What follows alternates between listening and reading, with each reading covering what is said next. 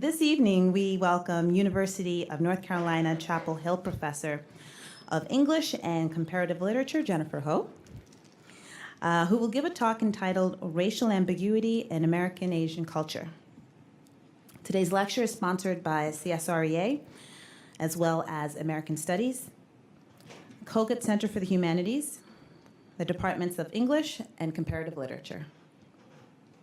After the lecture and the discussion, please join us in the lobby for a book sale and signing with Professor Ho, and also for some refreshments. So you'll be able to continue conversation then. At this time, I'd like to invite Suzanne Anzarek, doctoral candidate in American Studies at Brown University, to the podium to introduce tonight's guest. Thanks for your attention.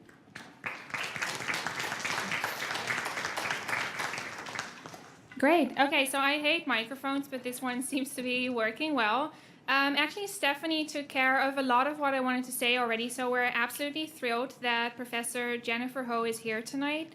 And when I say we, that already indicates that there are a lot of institutions and individuals that help make this event possible. So I just want to thank Stephanie and everyone else at the CSREA, so Professor Tricia Rose, Caitlin Scott, and Christina Downs, for making this event possible. They really arranged this entire thing, from the rooms to the recording to the wonderful reception that we definitely hope you will join us for later on.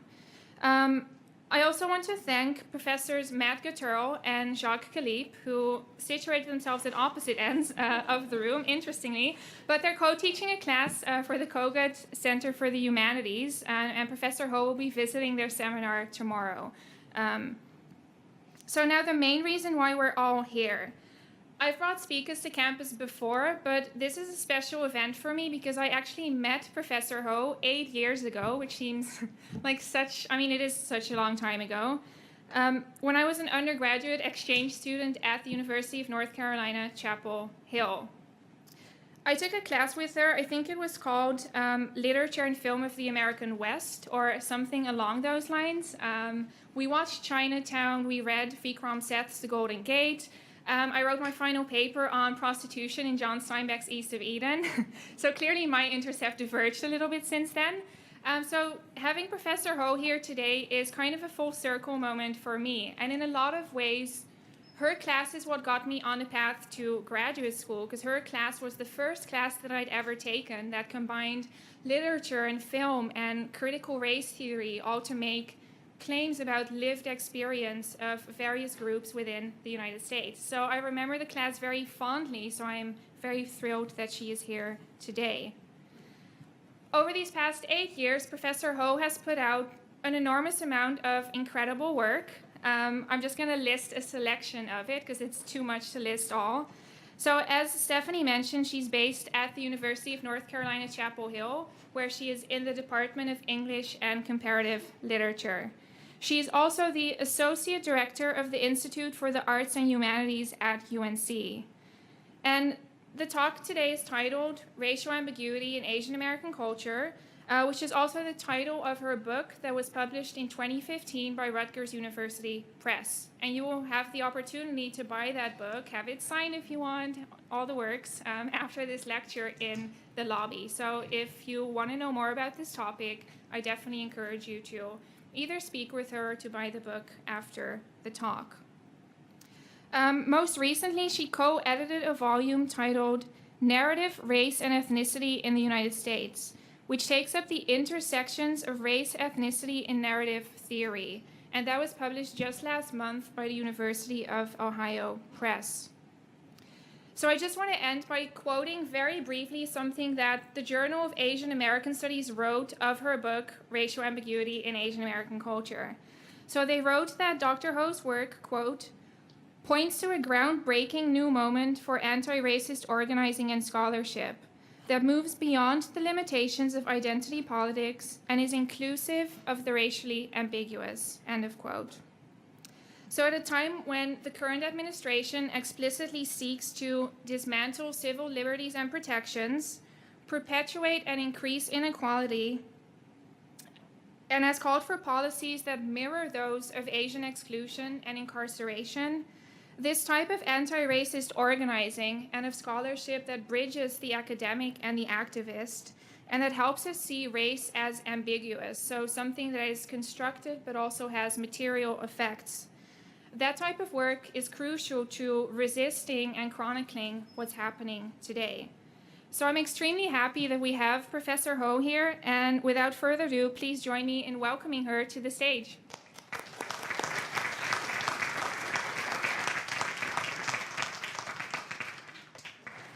Okay, can you hear me? It's on now, right? Okay, so first of all, I actually remember Suzanne's paper, and I'm not just saying that. Actually, I didn't remember until you just said, but I remember, now that you said it, I totally remember your paper. I didn't say it. So take inspiration for those of you who are undergraduates thinking you might one day end up in graduate school.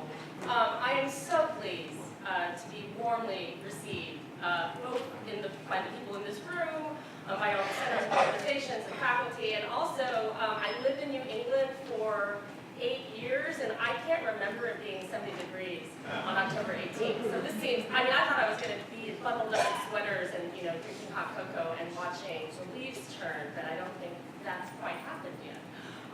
But nonetheless, I'm really pleased, and especially given how warm it is, that you chose to be inside listening to me. I really appreciate it. Show of hands, how many undergraduates do we have today? Fantastic. Okay, so I'm giving you a job, and your job is this. I'm not going to speak over 45 minutes. I'm going to try not to speak over 45 minutes, okay? So that means that when we get to the 40-minute mark, all of you should raise your hands in the air, right? Just once, raise your hands in the air, right? And then when we get to 45 minutes, you should do this, right? You should indicate to me that I should stop. Do not feel embarrassed. I'm asking you to do this. You're going to do me a solid, okay? Also, for anyone who tweets, I love live tweeting talks, but I can't obviously live tweet my own talk, so I would love for those of you who tweet. So that's my Twitter handle. I'd love you to tag me. Feel free to live tweet this talk. This way, my friends and family who are back in North Carolina will have a way of actually seeing what's going on, following along with me, so I appreciate that. I'm not going to read from a paper, and for those of you in this audience who knows what that's like, I hope you are having a sense of relief, like, okay, good, she's not going to read from a paper. Instead, I do have a PowerPoint, and I like to move around the room a lot, so I'm going to be portable. I might occasionally gesture to my book and read like just a sentence or two. But for the most part, what I want to do is really have a conversation about what I was trying to do in the book, what I think the book is trying to do, related to this argument I'm making about racial ambiguity. And the first thing I want to say is that the argument I'm making, while particular to Asian Americans, is actually not necessarily particular only to Asian Americans. It's just that I only had space to write and time to write one book. But one of the things I say in this book is that I certainly hope that other scholars will take up this issue of racial ambiguity, right? And really think about what it means for other types of racial formations in the US to be considered ambiguous. So I want to be really clear, I'm not saying that Asian Americans are ambiguous over and against other types of racial groups, right? But I think that Asian Americans are ambiguously figured in their own unique way in the racial discourse that we use in the United States.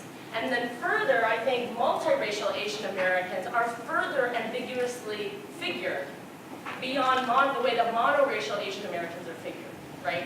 And I think a lot of times when we talk about difference, we assume hierarchy, right? So we assume something is better or worse, right?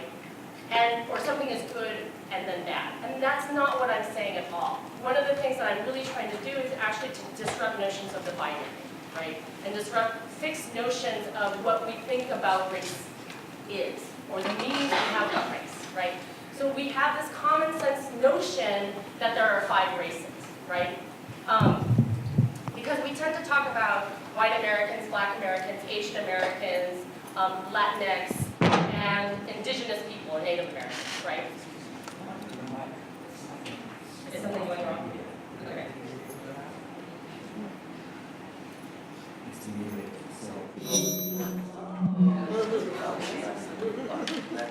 Okay. Okay, I'm back. Should I So you didn't catch any of the first part? Do I have to, No, should I repeat?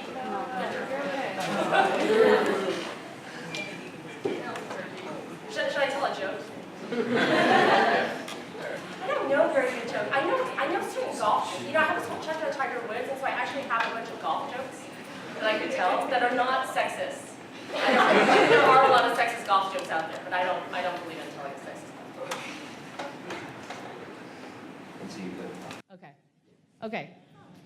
Is that better? So really what you thought was the mic was actually just my natural loud voice projecting out at all of you.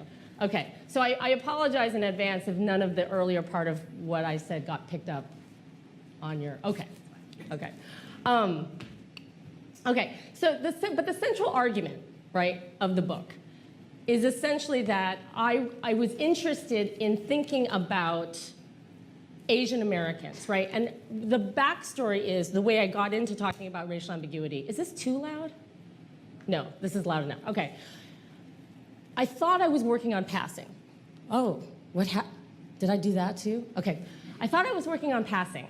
And I started to really just ask the simple question. When we talk about racial passing, we talk about it usually, and I'm coming at this from a literature point of view, usually we talk about it in terms of moving from a place of abjection to a place of acceptance, right? And so historically, we talk about African Americans who are mixed race passing as white, right? And doing so either out of enfranchisement in the antebellum South, right, so that they could escape slavery, or to better their social condition, right, after the Civil War. And so I started to think about why we didn't talk about passing when we talked about mixed race Asian Americans, right? And that's when I also started thinking about Tiger Woods. And this criticism that I was hearing from people where they said that Tiger was, by claiming Cablinasian identity or claiming mixed race identity, was actually disavowing his blackness. And I actually never thought that that was true. Now, there's a lot of feelings people have about Tiger Woods, right? And there's certainly things that we should talk about related to intersectionality vis-a-vis his attitude towards or treatment of women. But in terms of how he racially identifies, I thought, why is it that we're not accepting that he gets to identify as mixed race, right, in kind of public discourse? So that's what led me to write this book. And are there any graduate students in the audience? Okay, so for the graduate students in the audience, here's what can happen. You can fail. And I think this is really important because we don't talk about failure in academia, right? Or we only talk about failure as in I failed and then I rose from the ashes like a phoenix and then like I triumphed, right? And maybe that's what I'm unintentionally going to emphasize by showing that, yes, I got rejected by 3 university presses, but then I got picked up by Rutgers. But I think it is important to note it wasn't intuitive that this was going to be a book that anybody would want to read. And that at various times in trying to talk to different editors and colleagues when I was talking about what I was doing, I got a lot of pushback, I got a lot of confusion, I got a very unhelpful rejection, one-line rejection from one of these presses, and I won't say who, that basically said, Candace Chu already wrote this book, so we don't need yours, right? Which is not a very charitable way to reject someone, FYI. So. I was grateful when Rutgers finally said, yeah, we think you have an argument, we'd like to see more, and that it got published. And I have to say, I'm still insecure enough as a scholar that this last, am I gonna do this right? I'm afraid of pushing the wrong, here. So this last thing, I don't know if you can see it because of that, it won the Best Monograph Award last year at the South Atlantic Modern MLA Convention, right? And I say that not to just brag about myself, although I am bragging about myself, but to suggest that, I am the daughter of a refugee father and an immigrant mother. I didn't think I was going to go to college, right? That wasn't a given that I was going to go to college. It was so unheard of that I was going to get my PhD. And then the thought that I was going to land at a Research One university and get tenure and publish a book that could win a book award, like that is well beyond anything that I would have imagined for myself. And so that's why I really want to highlight this, because I think for me, this signals not just like good on me, I won a book award, but the accomplishments that came as a result of being in community with my family and with other Asian American and critical race scholars, right? And a validation of the kind of scholarship that I wanted to do that is really steeped in social justice. And so as a way into the topic, I want to actually focus on the first chapter, because the first chapter in a lot of ways kind of sets the tone for the rest of the book, but it's also a very deeply personal chapter because I found out about this case of Yoshiko de Leon because she was the maternal grandmother of my college roommate. And that's the other thing, right, is that inspiration for what you will work on can come in many different forms. And in my case, it came in the form of a story that, that my roommate told me about her grandmother never being incarcerated during the Japanese-American internment, right? And I was at UC Santa Barbara. I was there from 1988 to 1992. It had one of the first Asian American Studies programs in the country. And I was taking all these Asian American Studies classes, and in all of my Asian American Studies classes, what I learned was that everyone who was Japanese on the West Coast was incarcerated in a concentration camp. And then here's my roommate telling me her grandmother never went to one of these camps. That because she was married to her Filipino husband, and her Filipino husband was very powerful. In fact, he, Gabriel de Leon, was the first Filipino mayor of a city in the 1960s, Arroyo Grande, right? So he's quite famous in his own right as being the first Filipino Asian American mayor of a mid-sized city in the nation.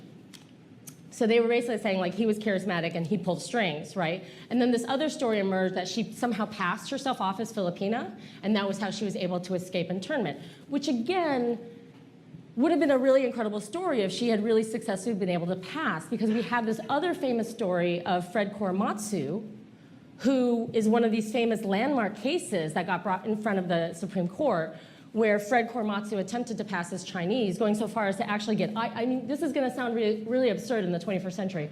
He tried to get eye surgery. So he thought if he got eye surgery to make his eyes look more Chinese, and I don't know what that means, right? I don't know what it means for a Japanese American man to make his eyes look more Chinese, but he actually went through surgery to have this happen because he didn't want to go to the internment camps, but it didn't matter. They found out who he was sent and incarcerated along with everyone else. So the idea that she was going to somehow pass herself off as Filipina seemed incredible. I didn't think about the story until I was working on this, thinking about a second book project, right? I got to work on something. And I remembered the story, and I decided to do some digging. So before I talk about how I discovered her, I want to really just first spend a brief moment talking about Executive Order 9066. Because I think that we don't know enough about Asian American history, and we especially don't realize the extent of Executive Order 9066 and the kind of damage constitutionally that it did. It was carried out only against Japanese Americans, right? But the executive order nullified the constitutional rights of every person living on the West Coast during World War II. Now that's pretty incredible. I want you to really think about that. The constitutional rights of every single person, regardless of national origin, were suspended. It meant the military could come in and interpret who was deemed a military threat. The only group that they deemed a military threat were Japanese. They did take select German and Italian nationals, so people are really quick to want to point out, well, Germans and Italians were also impacted. That's true. But the only group to actually incarcerate children, US citizens, women and families were Japanese, right? And the thing about the instructions, the language in the instructions say that you have to be of Japanese ancestry, alien, right, meaning non-US citizen, or non-alien. And so here's where rhetoric really matters, right? Here's where paying attention to the language that is being used really matters. Because you can't put on one of these posters, we're incarcerating US citizens. Because your government should not be incarcerating you en masse, right? That is not what the US should be doing in fighting fascism during World War II. So instead, we have to say we're going to incarcerate aliens and non-aliens, right? So that we emphasize whether you're alien or non-alien, that you're still a type of alien, right? You're an alien, you might be a non-alien. There's still some alien about you, though. So I'm at a wedding. So we're going to start there. I'm at a wedding. Actually, my former roommate's wedding. And I'm talking to her aunt, and she takes out in her wallet. I'm telling you, I'm telling her I'm interested in this story. She takes out of her wallet, and I should actually fast forward to what it is. This card, okay? This is her husband, or my roommate's uncle. This is Martin de Leon, who is a half Filipino, half Japanese American, born in the US. And that is his card, that's his get out of jail free card. That's the exemption card that his wife Marianne thought was cute, and so she keeps it in her wallet. And so I took a photo of it on a napkin at this wedding. But this was actually my first clue, right, about the fact that clearly the family was exempted from internment. And so I was able to go to the National Archives in College Park, Maryland, and I found these documents. There were some scholars who had already written about the mixed marriage policy. Paul Spicker, most notably, has a very wonderful article that kind of chronicles the nuts and bolts of what happened. But I was really interested in getting this story, right? Getting this particular story, especially because in the historical accounts that I had read, they mostly focused on Japanese American women married to white servicemen, right? And so there was this kind of assumption about what it meant to be in an interracial relationship. And that the assumption was that you were a Japanese woman and your partner, your spouse, and this is during a time in which we're not recognizing same-sex unions, right? So there was no language at all that would recognize, women married to women, men married to men. And there certainly wasn't any recognition of other genders, right? So the mixed marriage policy of 1942, in these archives, here's what happened. World War II breaks out, Executive 9066 comes, but there are mixed race people, right? There are women who are married to non-Japanese men. There are Japanese American men married to non-Japanese women. They have children, right? There are men who have served in World War I, who are veterans, who are currently serving in the Navy and the Army. Are their families really going to be incarcerated while they're fighting? And so all these questions came up about what to do. That, by the way, is the document, and I'm sorry, I'm not a historian. I had very bad equipment to take photos, but that is actually the document. I think I got a photocopy that's much clearer, where I actually found Yoshiko de Leon, my roommate's grandmother's name. So that proved that she had been exempted from internment. So here's what happened.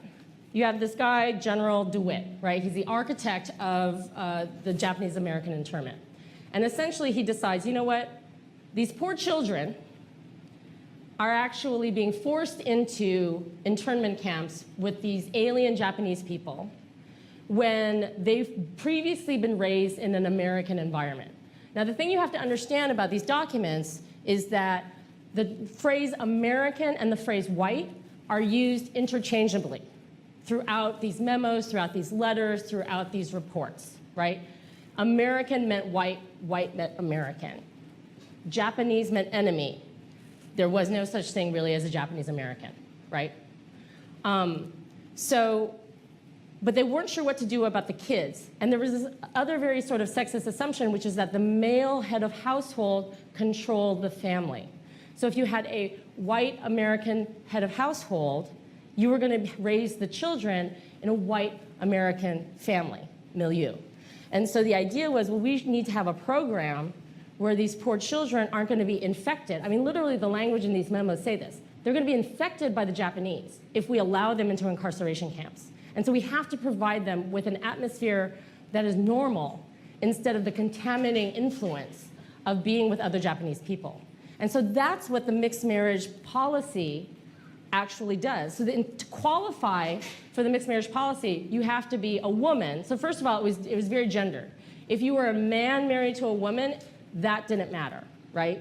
They weren't interested in policing that type of boundary. They were interested in basically protecting the property of white men, because the case after case of white servicemen who had Japanese American wives were coming up. And they thought this would be very bad for morale if they incarcerated the children and the wives of white US servicemen. But then, of course, they couldn't just say, we're only accepting this into this program white US servicemen. They opened it up to include all non-Japanese male husbands, right? So that meant that that included African American, Mexican American, Filipino, Chinese, along with white, whether you were a serviceman or not. And so here we have this specific example of Yoshiko and Gabriel, who met working in a grocery store in Central California. And I will say this, it's unusual in the 1930s for Yoshiko to have married a man of a different race. Interracial marriages, even now, are not the majority, right? The numbers of interracial unions have risen. The number of multiracial people has risen. But in the 1930s, the way that we talked about race in the 1930s were aligned along ethnic and national lines. So being Japanese was seen to be of a different race than being Filipino, than being German, than being Italian, right? All of these were different races. So their union, which produced Martin de Leon, was considered to be interracial. And it was enough to qualify her from being kept out of Manzanar, which is the internment camp that the rest of her family went to. So she had parents who were incarcerated. She had siblings who were incarcerated. She had aunts and uncles who were incarcerated. She was the only one of her extended family not to be incarcerated. She was able to stay on the family farm in Edna.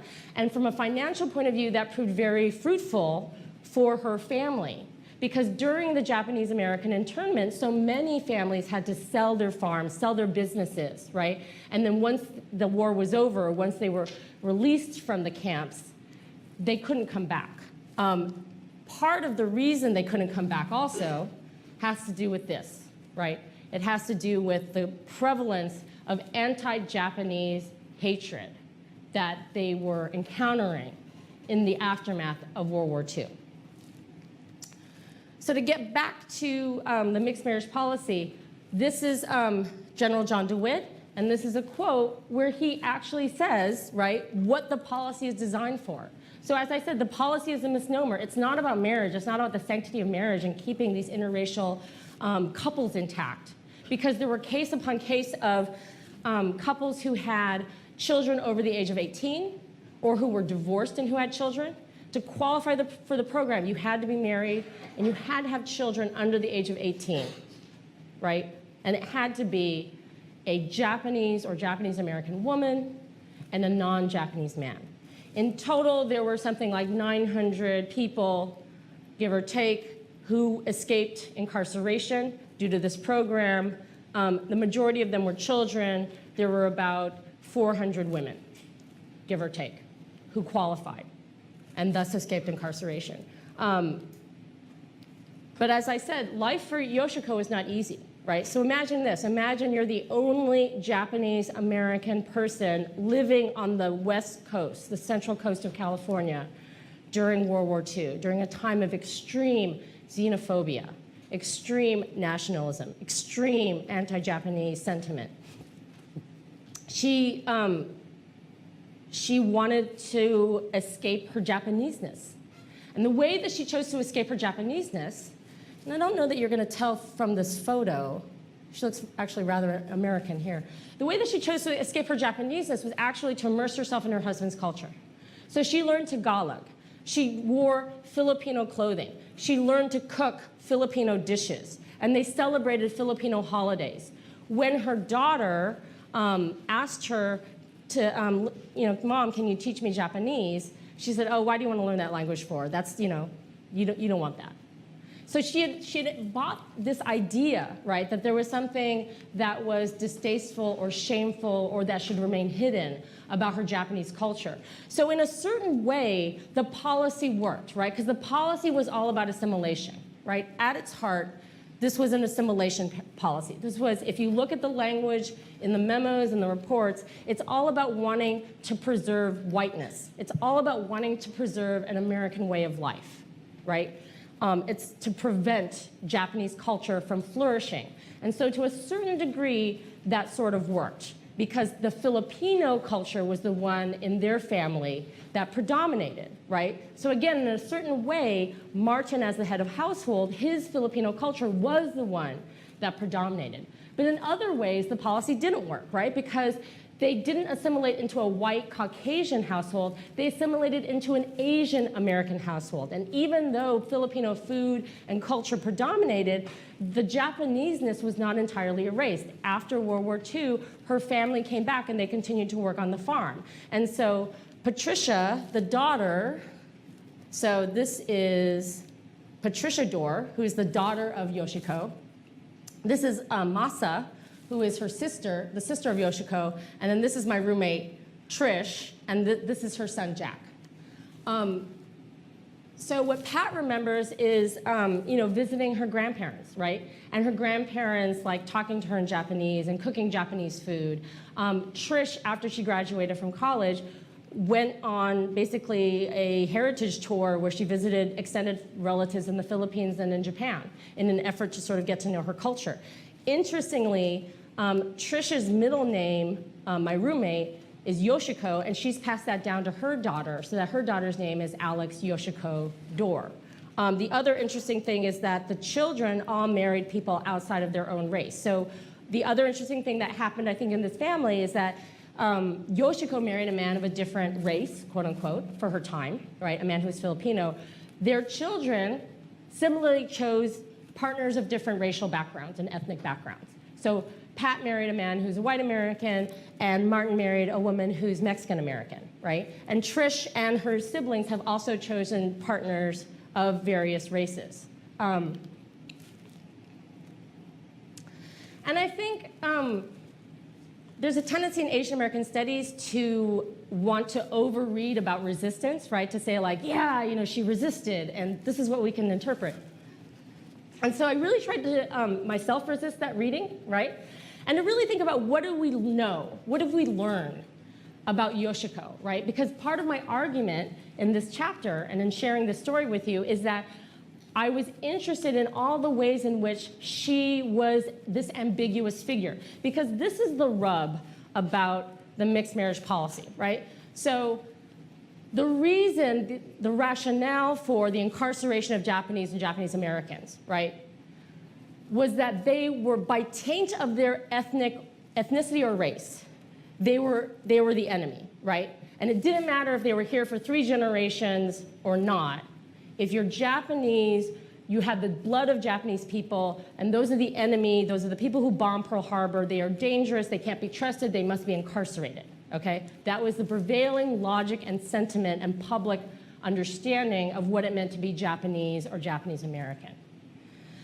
But then you have this policy, and it's an assimilation policy, right? And it's a policy that says, but wait a minute, if you're a woman and you marry someone who's not Japanese, if you marry a white man, for example, and you have children, those children are going to be raised as white. Those children are going to be raised as American.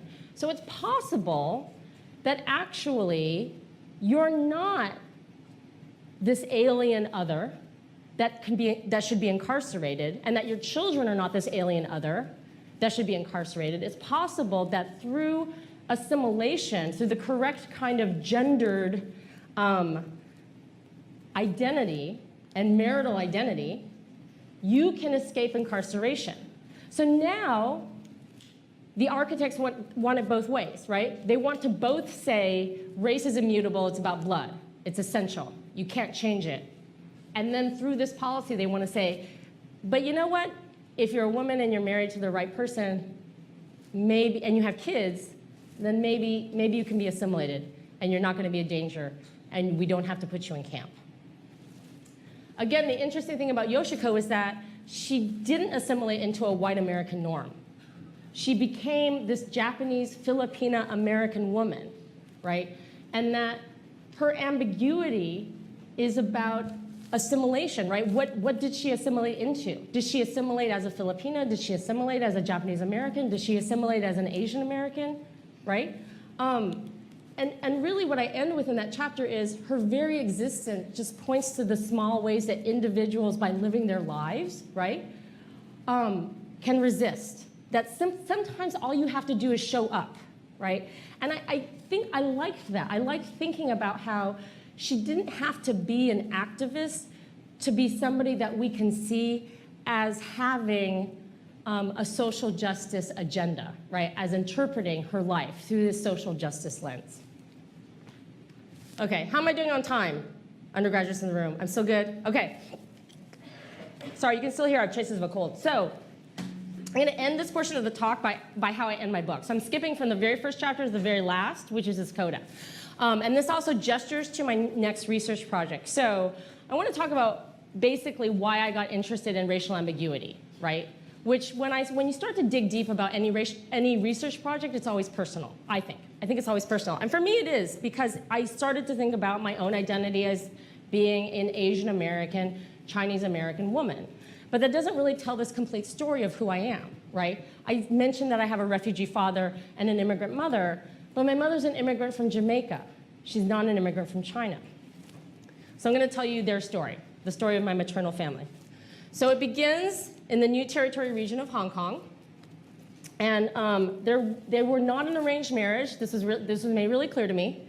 But it wasn't, it wasn't like they had this very long courtship. Essentially, my grandfather had already been living in Jamaica with one of his brothers and came back to China, as many men living in the Chinese diaspora around the world did, came back to China to find a bride, right? Because again, we're dealing with a time period, right, the early 20th century, in which interracial unions, official unions, I should say, are not sanctioned, right? You're supposed to stay within your ethnic, racial, national, cultural, linguistic group. So my grandfather comes back to China, he's looking for a bride. And he hears there's this woman, right? And my grandmother would probably not like me to say this next part, but it's truthful. She had just gotten jilted. She'd just gotten jilted. I don't know why. So she was meant to be married, but she wasn't. And so he got told, there's this woman, she just got jilted, she may be looking for a new husband, right? So they go on a couple of dates, they seem to like each other, and then it's arranged, and within 3 months they're married. Okay, so from 3 months of meeting each other, they are married. I think that's a little insane by 21st century standards, right? Okay, so they're married, and then he sticks around for another 6 to 9 months, right, to make sure she gets pregnant. This is important, and then he goes and he leaves to go back to Jamaica. So she's pregnant, she has a baby, now she's gotta make a choice, right? Do I go to Jamaica and be with my husband? Do I remain in China and we do this very long distance marriage, right? We're also talking about my grandparents they were farmers, right? They were not wealthy people. We're not talking about airplane travel, right? So she didn't want to bring the baby. The baby was too young. It was too dangerous, right?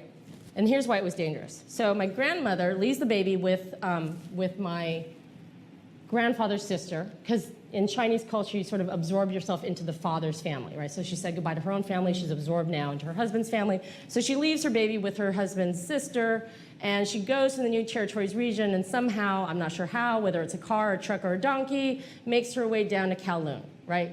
Kowloon. And she gets a boat. And then the boat takes her here, to the western part of Canada, right, to Vancouver. And she gets off the boat, and she gets quarantined for 2 weeks. Because this is a time in which we do this to Chinese people, right? We think that they have dangerous, contaminating influences. We got to quarantine them, make sure that they don't have any diseases that are going to get out into the population. So she's quarantined for 2 weeks. She's deemed cleared.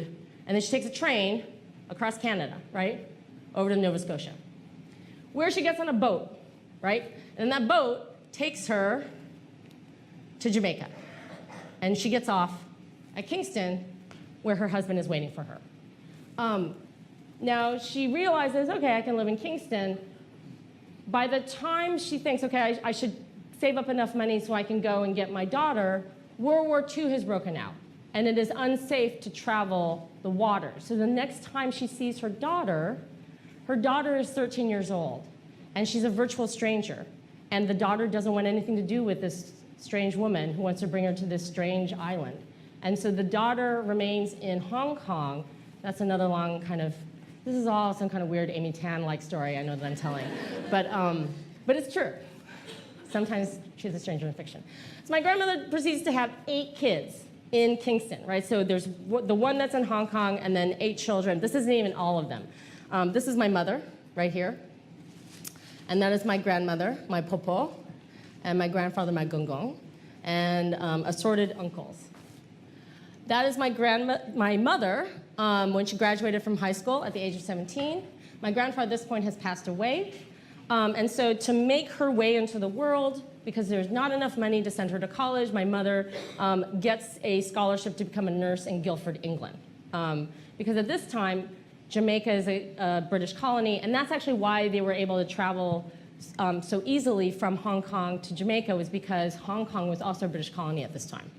Okay, so after nursing school, my mom hears about a job at Beth Israel Hospital in New York City, right? So she goes, she gets this job in New York City, and then she's got this friend, Dorothy, and Dorothy says, hey, I have a pen pal who's in New York City, Chinatown. You should look him up. His name is Tony Ho, right?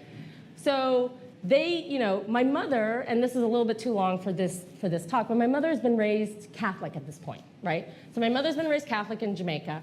My father converts to Catholicism after his, and really it is an Amy Tam Joy Luck Club story, because that's like, fleeing communist China with like gold bullion sewed into their, into their clothing and, all this other kind of stuff.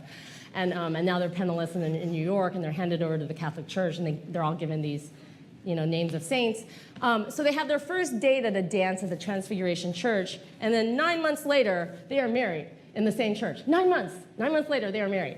And that's my parents, and that's my Uncle David, my mom's brother, and that's my popo. That's my grandmother. We leave New York when I am 4, so this is a picture of me and my brother and my cousins growing up in California. Now, why am I telling you all of this? I'm telling you this because when I was growing up, I used to tell people I was Chinese Jamaican, right? Because the question, and if you're Asian American, you know the question I'm about to ask you, right? Or the question that I got asked, right? The question is, what are you, right? What are you? And I would say, I'm Chinese Jamaican, right? Because my understanding was that my dad was Chinese and my mom was Jamaican. And again, as a kid, that just meant people who looked like my mom and people who looked like my dad. Like, I didn't have this conception of like race, right, the way that I do now. At the age of 5, it was just like, my mom's Jamaican, she speaks, by the way, my mother speaks patois, right? So my mother cooked Jamaican food for me. My cousins also spoke patois, right? And they're quite mixed among my kind of relatives, right? They've kind of intermarried and mixed with a variety of other Chinese Jamaicans in Jamaica. So I just thought, yeah, these are the Jamaican people, and they listen to reggae, and we eat ackee and saltfish. And then this is my dad's family, and they're Chinese, and we eat noodles, and yada yada yada. But as I got older, people kept saying, "Oh, you don't look Jamaican," and then I started to figure out, oh, what they mean is I don't look black, right? I don't look black. That's what people started to mean, and that's when I started to kind of clue into what race was, right? Or I thought I had an inkling of what I thought race was. Okay. So we fast forward to UC Santa Barbara. I am, like many of you in this room, an undergraduate, and I take my first year, my second quarter, we were on the quarter system in Santa Barbara, a class on Asian American Studies. And it's like my mind is blowing up, because this is the first time I'm learning about my history, about people like my parents, right? About my grandparents, about the Japanese American internment. It's the first time I'm assigned in a college classroom a work of Asian American literature, The Woman Warrior, right? And when I read The Woman Warrior, and I know it's gonna sound stupid, but it was the first time that I thought, oh, you can write about these things, right? I had no idea that Chinese people wrote about what it was like to be Chinese American. This book is what allowed me to think that I could go on and be a professor. If I had not encountered this book when I did, I'm not exactly sure if I'd be standing here in front of you today. And I say that because I think it really matters the things we put on our syllabus. Every act of syllabus creation is a political act. The things that we put on our syllabus, the things that we give to our students to read, and the things that we exclude from it, even if unknowingly, right? And so the fact that I got to read Woman Warrior my first year was transformative for me. And it helped me kind of better kind of think about these questions related to race and ethnicity and culture, and why I stopped referring to myself as Chinese Jamaican, not because I'm ashamed of that, but because I didn't want to keep exoticizing my family's story. I didn't want to keep having to explain to people, yes, there are Chinese people in Jamaica, right? Or, no, my mother's not black. She's Chinese Jamaican, but she's not black, right? Because it also sounded like I was being defensive about it, right? That somehow like I had a problem with being black, and I don't. It's just not part of my story. And because I think we have these simplistic ways of looking at race.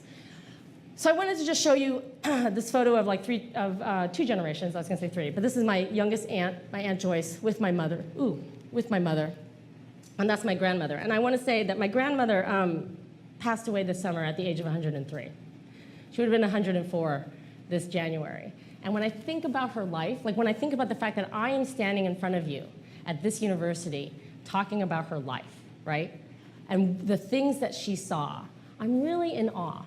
And I just want to say, like, I'm standing here because of family members like my grandmother, who made this really courageous choice to cross continents, right? And take this leap of faith. And who did something really simple, just like Yoshiko, right? She fell in love, she got married, and she had children. And I think oftentimes we sort of discredit that. It seems too simple to do that, right? She just lived her life. But in just living her life, she's given me a model for the possibilities of taking a chance and taking a leap of faith. Thank you.